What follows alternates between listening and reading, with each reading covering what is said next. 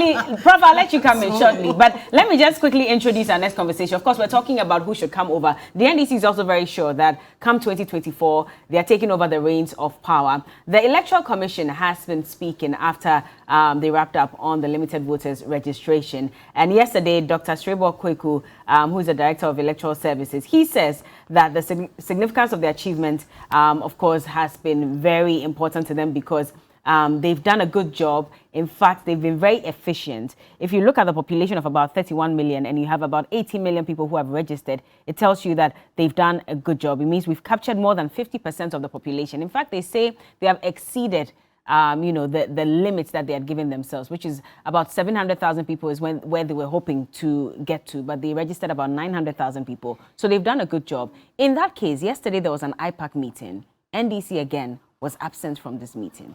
How is that so, Prof? Okay, before I come to that, I just want to make a few remarks. Governor Addison. Honestly, on the matter of principle, I think he should resign honorably. Why am I saying so? As I earlier on mentioned, he led a group to collapse a number of banks. Why were these banks collapsed? They were collapsed because, according to his description, they were bankrupt. And today, Bank of Ghana is bankrupt. So why is he still there? Why is it? It means he has no principle. Is that what he is telling us? Look, today, just this morning when I was driving to this place, we're told that a lady was interviewed a week ago. A week ago on this issue of dialysis. And she passed on. She was interviewed on Friday. Yeah. And according to her, it's so difficult for the family to raise money for her to go through this process. Friday she was interviewed and she died on Sunday. Yeah, the 16-year-old. 16. Yeah. Yes, she died. She died on Sunday. Why have they increased the price of the services for dialysis? According to the CEO, the consumables or the tools they need, prices of these tools have gone up, or equipment have gone up. One of the reasons is that the subsidies that they used to enjoy or the exemptions from some taxes have been removed. Government is not taxing some of these equipment that they import. How can we be so insensitive? Can we get into this conversation? I know that's equally important, but I'm asking I am this just connecting it to this. Okay. That government could not subsidize equipment that people need to save their life or to be alive.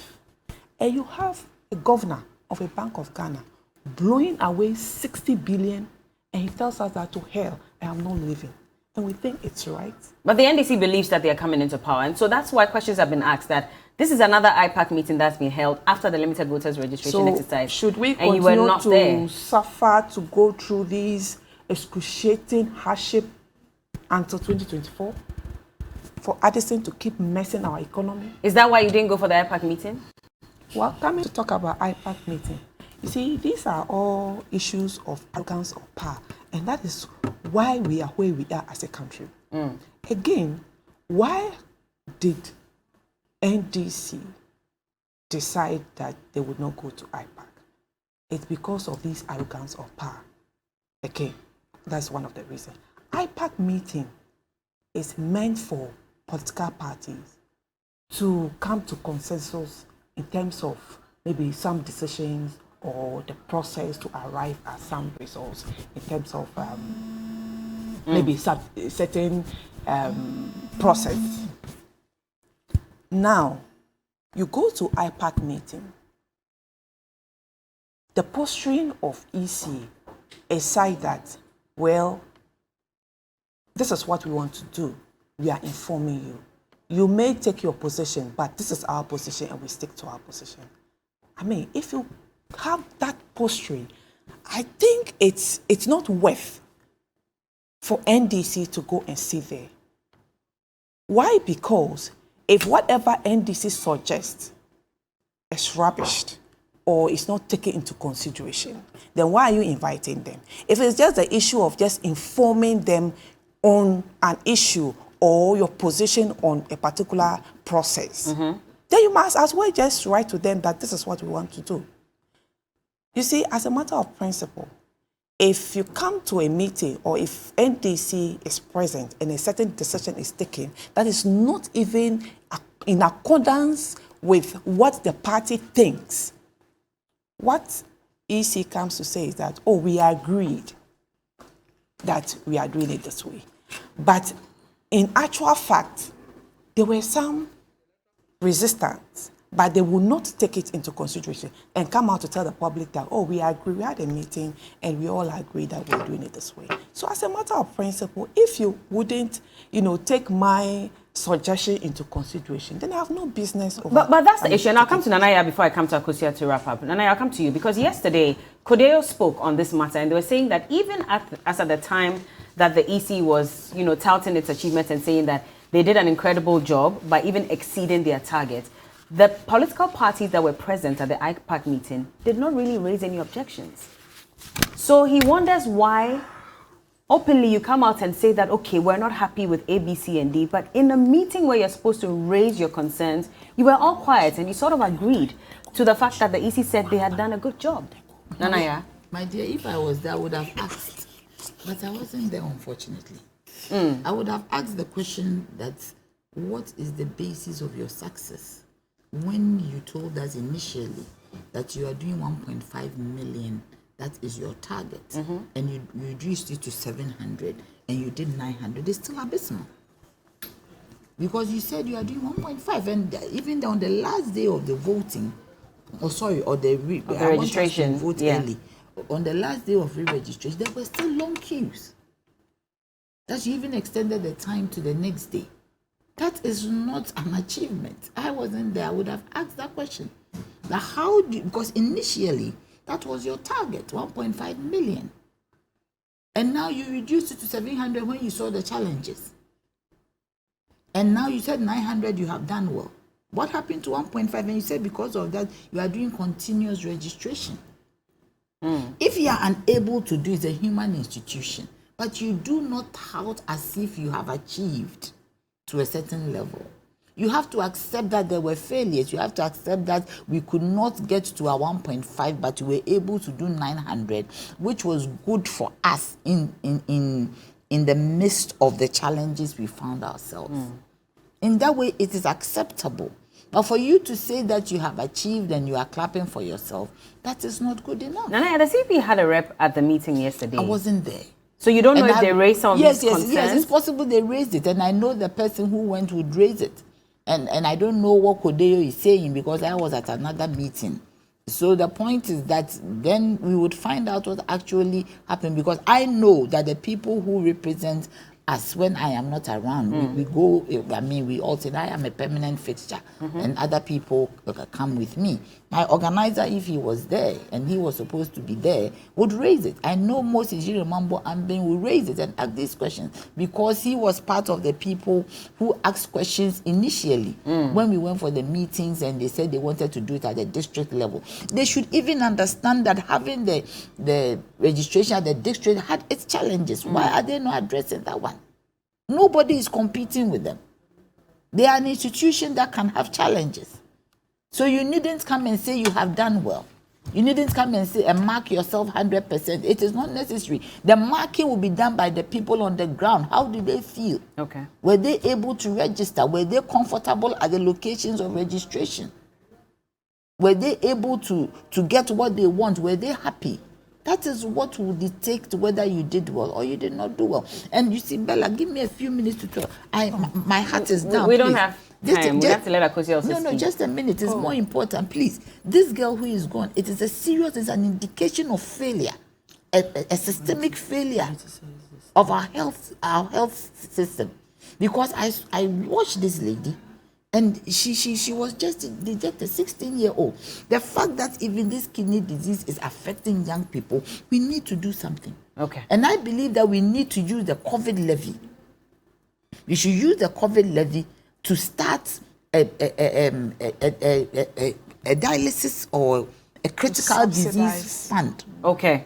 Do you get COVID-19 All levy? A critical disease fund. Parliament should look at this critically as a matter of urgency. All right. Thank you. Akosia, so how is it that the EC is setting its own questions and marking itself? I'll just speak on the registration exercise. So when the registration exercise started, during that period, I organized a health screening in Adenta, in all the 16 electoral areas. And most of the people that came through were young people. And interestingly, in conversations with some of them, I tasked my team members to engage them on whether they had registered, if not, to facilitate them being conveyed to the center. There were a group of 4 girls who, I think it was around 4 p.m. that day. They saw me standing next to the banner and came to me and said, "Oh, we saw you standing, we just wanted to say hello." I said, "How old are you?" And they said, one said she was 23, another said 22. I was like, "Oh, do you have your voter's ID card?"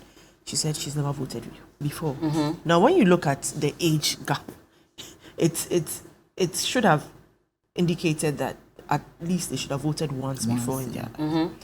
They were not even aware that a registration exercise was going on. So the PR from the EC's bit is poor. I would even acknowledge a weakness also from both political parties. Whichever way we are mobilizing, we are not mopping up young people. You mean all the political parties? All the political parties we are to blame, because irrespective, I didn't ask them, are you MPP or NDC? It didn't matter to me. I honestly believe every young person needs to exercise their right to vote. But to do that, you need that registration, you need that card. So it was to take them to the EC's office to get them in Adenta, to get them registered, which it took quite some time. But I would commend the EC office in Adenta. It started with 3 machines, later extended it to 4. Naturally, those with Ghana cards move faster than those without. The Ghana system, there were delays in that. I believe that the calls for it to phase off eventually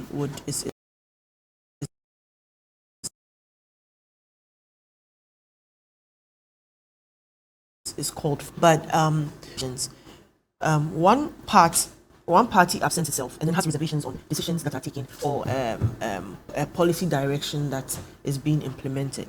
I think that for us to deepen our democracy, it's important that even if you disagree with the EC, you represent, because you are representing people, not just your own personal interests. And so absenting themselves is a no-no. Okay. I believe that it's gone on long enough. Let's come to the dialysis quickly. Okay, just 30 seconds, 30 please. seconds on that. I believe that calls, I think it's necessary for dialysis treatment to be put on the NHIA to cover the vulnerable.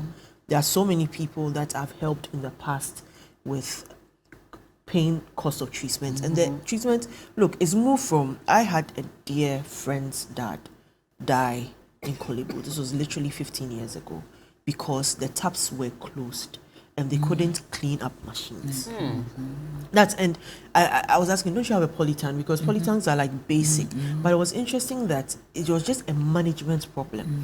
Now, if we are moving from management problems to costs, there are several ways, logistics in itself.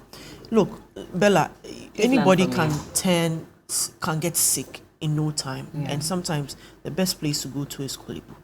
If these considerations are not being made, then we have a problem. So I believe that the dialysis treatment should be covered by COVID levy. That's a conversation for Parliament to make. Okay.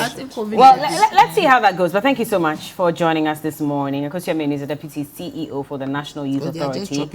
Nana Yachimpim Janto is the General Secretary for the CPP, and Professor Benedicta Fosu-Mensah is a member of the communications team for the NDC. Now, how do you dispose of your used electrical and electronic equipment? Do you know that improper disposal of used and waste electrical and electronic equipment is a health and environmental risk?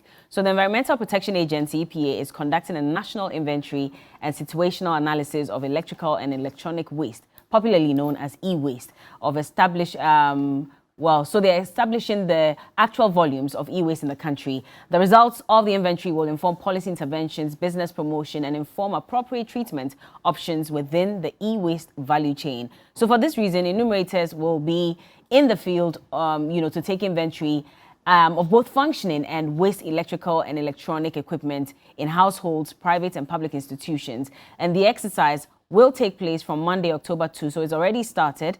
It will end on October 11th, 2023. Okay, in the Greater Accra region, Bono East, Ahafo, Ashanti, Eastern, Central, Western, Western North, and the Volta regions. Enumerators will wear reflective vests with and possess a photo identity card for identification. We kindly urge the general public to support and cooperate with the enumerators for a successful exercise. We'll be back with more. Roland is in Jamestown at the moment, and today he'll be speaking to a fisherman to find out what his life is like on a daily basis. And later, Nashaka will be speaking to a GMB finalists to speak to them, of course, on what the expectations are and what they have for you come the finale this Sunday. Don't go anywhere. We'll be right back.